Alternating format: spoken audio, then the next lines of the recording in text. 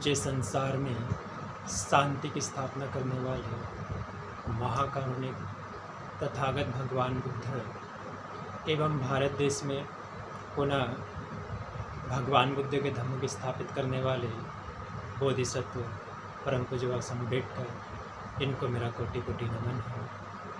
आप सभी को मैत्रीपूर्ण जय भीम। आज हम राजा प्रसन्नजीत के बारे में जानेंगे।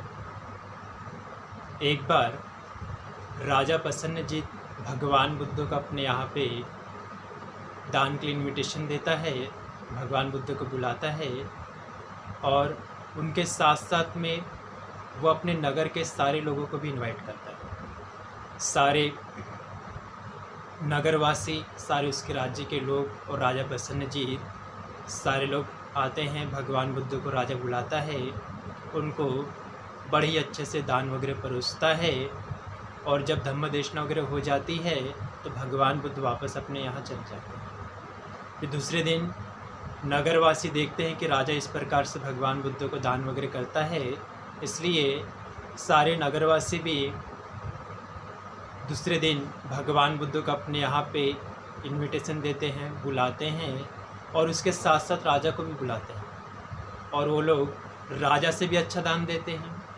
और राजा से भी अच्छा दान देने के बाद में राजा बड़ा दुखी होता है, ये कैसे नगरवासी है, मैंने इतना अच्छा दान दिया मगर इन लोगों ने मुझसे भी अच्छा दान दिया करके। ऐसा देखने के बाद में राजा फिर से अपने घर में भगवान बुद्ध को बुलाता है और जो नगरवासियों ने दान दिया था उससे भी बढ़ चढ़ कर के दान देता है और सारे नगरवासियों को दिखाता है कि देखो मैंने तुमसे भी अच्छा दान दिया।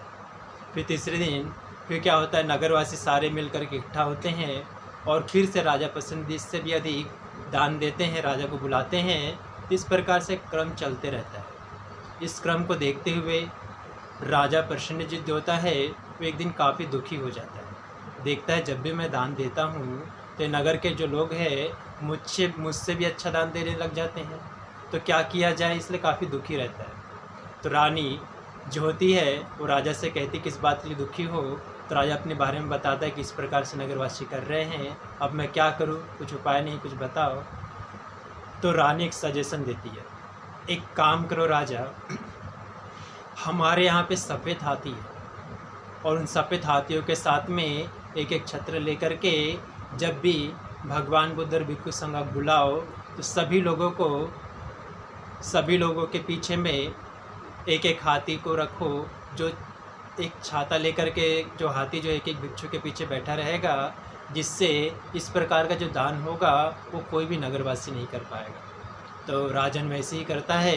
दूसरे दिन भगवान बुद्ध को और सारे नगरवासियों को अपने यहाँ इन्विटेशन देता है और एक एक भिक्षु के पीछे में बैठने के आसन के पीछे में एक एक सफ़ेद हाथी को रखता है, बिठाता है और वो हाथी उस भिक्षु के ऊपर में छत्र लेकर के बैठे रहते हैं और उनको बढ़िया ही भोजन परोसता है, दान वगैरह करता है। तो इस प्रकार का जो दान है वो सारे नगरवासी नहीं दे पाते।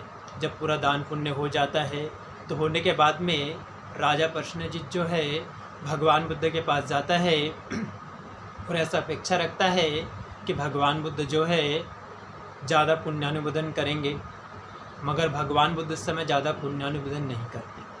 तो राजा प्रश्न करता, भगवान क्या बात है, मैंने इतना बढ़ चढ़ करके दान दिया है और फिर भी आपने कोई भी पुण्यानुमोदन नहीं किया।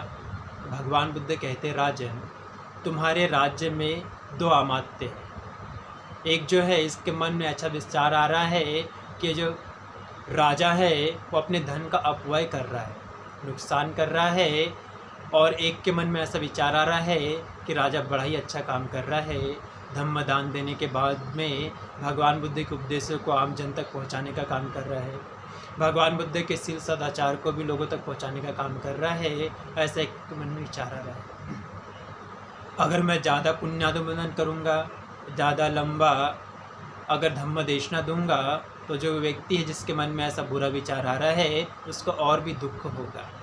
ये बात को जान करके राजा प्रसन्नजीत क्या करता है, जो अमात्य जिसके मन में बुरे विचार आ रहे होते हैं उसको निष्कासित कर देता है और जिसके मन में अच्छे विचार आ रहे होते इससे 7 दिनों तक भगवान बुद्ध से दान करवाता है। इसलिए भगवान बुद्ध कहते हैं कि बुरे विचार करने वाला व्यक्ति कभी भी सुगति को प्राप्त नहीं होता।